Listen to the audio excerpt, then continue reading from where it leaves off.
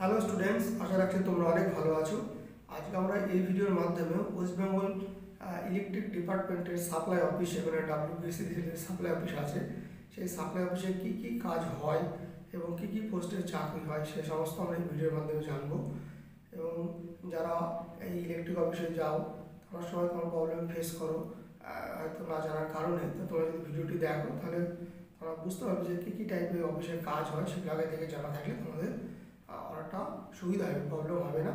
এবং কী কী পোস্টে চাকরিগুলো হয় সেগুলোও যদি জেনে রাখো তাহলে স্টুডেন্ট হিসাবে তোমাদের অনেকটা কাজে আসবে, কারণ তোমরা বুঝতে পারবে যে কী ধরনের এক্সাম নিলে কোন চাকরি পাওয়া যায়। তো দেখো, প্রথমত আমরা জেনে নিই যে ওরা পশ্চিমবঙ্গ জুড়ে মানে ওয়েস্ট বেঙ্গল জুড়েই ঘরে ঘরে যে বিদ্যুৎ পৌঁছে দেওয়ার কাজটা মূলত করে থাকে ডাব্লিউবিএসসিডিসিএল। এটা একটা পশ্চিমবঙ্গ সরকারি সংস্থা। এবং তার আগে যদি আমরা একটু পিছনে যাই তাহলে আমরা দেখতে পাবো যে প্রথম যে বোর্ডটা ছিল ইলেকট্রিক ডিপার্টমেন্টে, সেই বোর্ডের নাম ছিল West Bengal state electricity board. এই বোর্ডটা 2007 সালে 1 এপ্রিল দুটো অংশে বিভক্ত হয়ে যায়। একটা হয়ে যায় তোমার ডাব্লিউবিএসসিটিসিএল এবং আরেকটা হয়ে যায় ডাব্লিউবিএসসিডিসিএল। তো ডাব্লিউবিএসসিটিসিএল মূলত পাওয়ারটাকে মানে পাওয়ার যেটা প্রডিউস হচ্ছে সেই পাওয়ারটাকে এক জায়গা থেকে আরেক জায়গায় ট্রান্সমিট করে নিয়ে যায় ডাব্লিউবিএসসিটিসিএল। এবং সেই যে ট্রান্সমিট করে নিয়ে যাওয়া হলো পাওয়ারটাকে, সেই পাওয়ারটাকে ঘরে ঘরে পৌঁছে দেওয়া, মানে এই বিদ্যুৎটাকে ঘরে ঘরে পৌঁছে দেওয়ার কাজটা করে থাকে, ডিস্ট্রিবিউশনের কাজটা করে থাকে ডাব্লিউবিএসসিডিসিএল। এগুলো সবই ওয়েস্ট বেঙ্গল সরকারের সরকারি সংস্থা। এবং আরেকটা আমরা দেখতে পাই আরেকটা সরকারি সংস্থা যেটা হচ্ছে ডাব্লিউবিপিডিসিএল। এই ডাব্লিউবিপিডিসিএল এটাও ওয়েস্ট বেঙ্গল সরকারি সংস্থা। এটার মূল কাজ হচ্ছে মূলত পাওয়ারটাকে প্রডিউস করা, থার্মাল পাওয়ার প্ল্যান্ট যেগুলো আছে সেখান থেকে পাওয়ারটা প্রডিউস করছে। এটা 1985 সালে জুলাই ফর্ম হয়েছে, মানে তৈরি হয়েছে। তো এই ডাব্লিউবিপিডিসিএল পাওয়ারটাকে প্রথম থার্মাল পাওয়ার প্ল্যান্ট, সেখান থেকে তোমার পাওয়ারটা প্রডিউস করলো। প্রডিউস করার পরে সেই পাওয়ারটাকে ট্রান্সমিট করে একটা জায়গা থেকে আরেক জায়গায় নিয়ে যাচ্ছে, সেটা হচ্ছে ডাব্লিউবিএসসিটিসিএল। এবং এই নিয়ে যাওয়ার পরে বিদ্যুৎটাকে ঘরে ঘরে পৌঁছে দেওয়ার কাজটা মানে ডিস্ট্রিবিউশনের কাজটা করে থাকে ডাব্লিউবিএসসিডিসিএল। মূলত এইভাবে পশ্চিমবঙ্গ জুড়ে কিন্তু বিদ্যুতের কাজটা হয়ে থাকে। এখন প্রত্যেকটা সংস্থায় আলাদা আলাদা কাজ, এগুলো সরকারি ওয়েস্ট বেঙ্গল সরকারের তোমার সরকারি সংস্থা। এখন কথা হচ্ছে যে এই যে ডাব্লিউবিএসসিডিসিএল যেটা আমরা এরিয়া ওয়াইজ দেখতে পাই এই সাপ্লাই অফিসগুলো, তো ডাব্লিউবিএসসিডিসিএল সাপ্লাই অফিস আছে, সেখানে তোমার কী কী মূলত কাজ হয় এবং কী কী পোস্টের চাকরি হয় এগুলো আমরা একটু জানার চেষ্টা করি। দেখো, একটা ডাব্লিউবিএসসিডিসিএলের সাপ্লাই অফিসে মূলত তোমার দেখতে পাবে যে 30,000 থেকে শুরু করে মোটামুটি 30, 40, 50, 60 এরকম হাজারের যেসব এরিয়াতে লোক আছে, মানে মোটামুটি 30 থেকে 60-এর রেঞ্জের ভিতরে 60,000, 30,000, 40,000 এই টাইপের এরিয়াতে যতগুলো লোক থাকে মানে সেই লোক হিসাবে কিন্তু একটা সাপ্লাই অফিস তৈরি করা আছে মোটামুটি। তো এক একটা সাপ্লাই অফিসের আন্ডারে মোটামুটি কনজিউমার 30,000 দেখা যায়, কোনো কোনো সাপ্লাই অফিসে কোনো কোনো অফিসে দেখা গেল 40-60 পর্যন্ত দেখা যায়। তো এক একটা সাপ্লাই অফিসে এরকম কনজিউমার থাকে। তো এই যে সাপ্লাই অফিসে যেসব তোমার স্টাফ থাকে সেই স্টাফগুলোর মধ্যে হচ্ছে যেমন এসএম থাকে, একটা স্টেশন ম্যানেজার থাকে একটা সাপ্লাই অফিসে, যেটা অ্যাসিস্ট্যান্ট ইঞ্জিনিয়ার ইলেকট্রিক্যালের। এই এই অ্যাসিস্ট্যান্ট ইঞ্জিনিয়ার ইলেকট্রিক্যালের যে পোস্টটা এটা মূলত যারা বিটেক আছে ইলেকট্রিক্যাল ইঞ্জিনিয়ার তারা গেট কোয়ালিফাই করে এবং তারপর ইন্টারভিউর মাধ্যমে কিন্তু ডাব্লিউবিএসসিডিসিএল অ্যাসিস্ট্যান্ট ইঞ্জিনিয়ার নিযুক্ত হয়। এটাকে আমরা এসএম বলি, স্টেশন ম্যানেজার বলি। তারপর আমার ওই থাকে যেটা অফিস এক্সিকিউটিভ, এটা কম্পিটিটিভ হিসাবে এক্সাম হয়, আলাদা ডিমান্ড থাকে, সেগুলো ফুলফিল হলে তোমরা এক্সামে বুঝতে পারবে। তারপরে নর্মালি কোয়ালিফাই, ইন্টারভিউ, মেডিকেল এগুলো কোয়ালিফাই করলে তাহলে তোমরা চাকরি পাবে। তারপরে তোমার আছে জুনিয়র ইঞ্জিনিয়ার আছে, সেগুলো তোমার এক্সামের মাধ্যমে নিয়োগ হয়।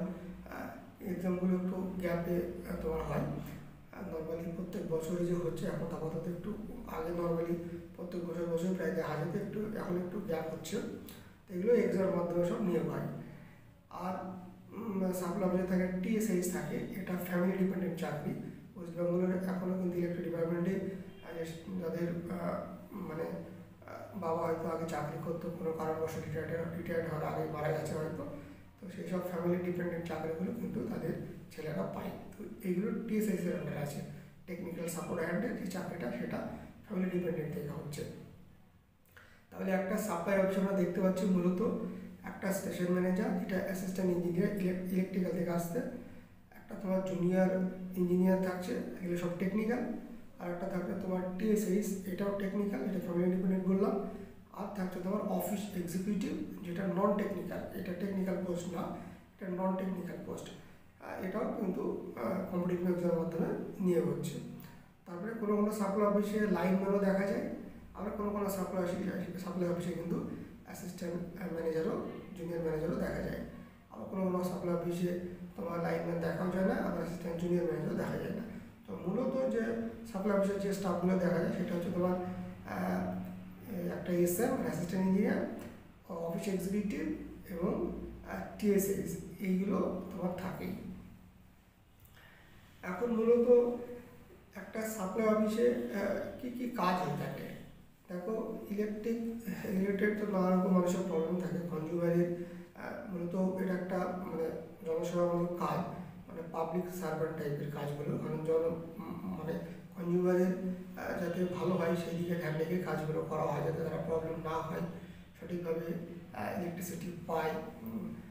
তো বিলিং রিলেটেড যে কাজগুলো থাকে, এনএসসি রিলেটেড যে কাজগুলো থাকে, অনেক রকমের কাজই আছে। তার মধ্যে আমি এখন তোমাদের সঙ্গে ভালো করে যেটা ডিসকাস করতে চাই সেটা হচ্ছে যে যেহেতু আমি অফিস এক্সিকিউটিভ পোস্টে আছি, তো একটা অফিস এক্সিকিউটিভের কী কাজ, একটা ওয়েস্ট বেঙ্গল যে WBSCDCর যে সাপ্লাই অফিস আছে সেখানে তোমার অফিস এক্সিকিউটিভের মূলত কী কী অফিস এক্সিকিউটিভ কাজগুলো করতে হয়।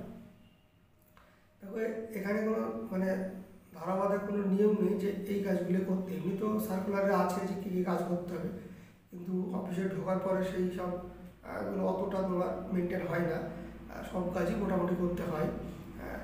আর যেগুলো টেকনিক্যাল, সেগুলো যারা টেকনিক্যাল তারা দেখে, নন টেকনিক্যাল কাজগুলো সবই প্রায় সাপ্লাই অফিসে অফিসারগুলো করে থাকে। যেমন বিলিং সেকশন আছে, বিলিং রিলেটেড নানা রকম কাজ থাকে, কনজিউমারের বিল রিলেটেড প্রবলেম তোমরা নিজেই জানো। বিলিং রিলেটেড যে কাজগুলো থাকে সবগুলো একটা অফিস এক্সিকিউটিভের আন্ডারে পড়ে। তারপর তোমার এনএসসি যে কাজগুলো, যেটা নিউ কানেকশান, যেটা তোমরা কোটেশন কাটো, মিটার নিচ্ছে, তো এই জাতীয় যে কাজগুলো, এই সমস্ত কাজগুলো কিন্তু একটা অফিস এক্সিকিউটিভ আন্ডারে পড়ে। তারপরে তোমার cash section, cash incharge, cash section, এইগুলো সব কিছু অফিস এক্সিকিউটিভ পড়ে। এছাড়া তোমার স্টাবলিশমেন্টের নানা রকম কাজ থেকে, সেটা অ্যাবসেন্টি বানানো থেকে শুরু করে অন্যান্য কোনো কাগজপত্রের কাজ অনেক থাকে, তো সবগুলো কিন্তু অফিস এক্সিকিউটিভ করে।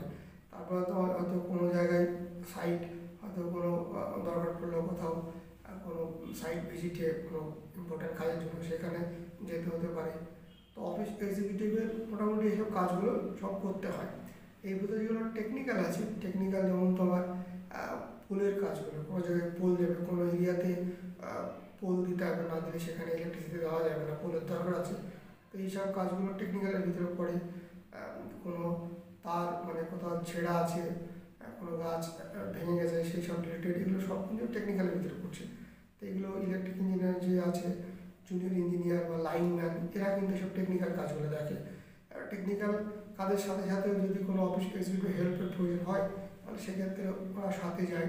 কিন্তু মূলত এই টেকনিক্যাল কাজগুলো টেকনিক্যাল স্টাফ আছে, সেটা junior engineer, assistant engineer electrical, lineman, TSS technical support hand, এরা এইসব কাজগুলো করে থাকে। এবং এছাড়াও কিন্তু এজেন্সি থাকে, অনেক ছেলেরা থাকে এজেন্সি থেকে, যেটা যেমন অনেকে কাজ করে থাকে, তারাও কিন্তু সব টেকনিক্যাল এই কাজগুলো করে থাকে ম্যাক্সিমাম।